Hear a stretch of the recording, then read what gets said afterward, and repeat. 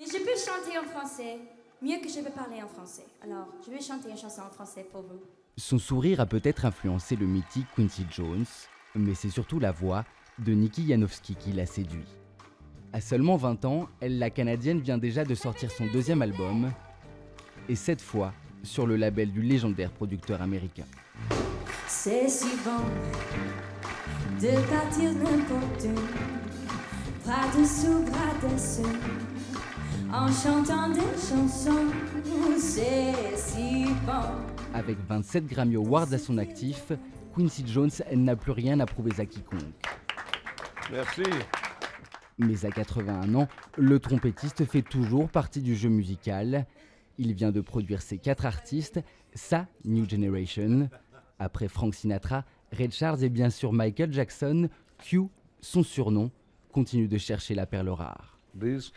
Ces gamins vont vous rappeler ce que c'est la bonne musique, et ils ne plaisantent pas, vous savez. Personnellement, je pense qu'ils sont les meilleurs musiciens de la planète. Chacun d'entre eux est le meilleur.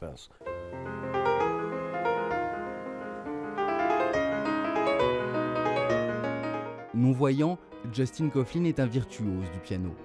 Dès 6 ans, il joue ses premiers concerts.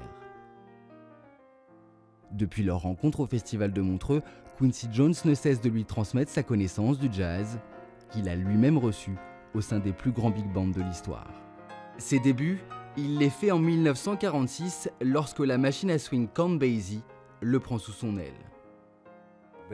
Quand j'avais à peu près 13 ans, il m'a dit « Jeune pousse, viens dans mon bureau et laisse-moi mettre ton manteau ». C'était de l'argot pour dire « J'ai quelque chose de très important à te dire, une leçon de vie ». Il me répétait ces paroles de sagesse, et c'est à ce moment-là que j'ai réalisé que Dieu nous avait donné 2 oreilles et une bouche, et que nous devrions donc écouter 2 fois plus que parler.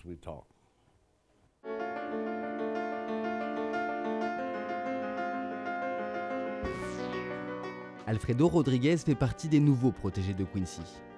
De formation classique, il a étudié Bach, Mozart ou Beethoven au Conservatoire de la Havane. Comme son producteur, il navigue entre les styles, du classique au jazz, en passant par la musique cubaine. Je pense que le plus important, c'est d'apprendre de lui. Il a beaucoup d'expérience, pas seulement autour de la musique, mais aussi pour chacun des aspects de la vie. Et pour un jeune musicien comme moi, je pense que c'est très important. Dernier talent repéré par la légende, Andreas Baradi.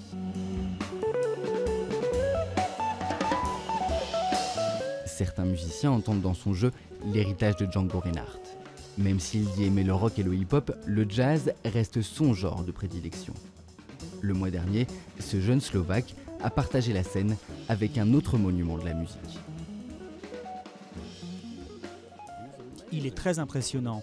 À 10 ans déjà, il jouait comme Wes Montgomery ou George Benson. George l'a d'ailleurs embauché pour jouer avec lui à l'Olympia. Vous vous rendez compte, à 16 ans, il jouait déjà avec George Benson à l'Olympia.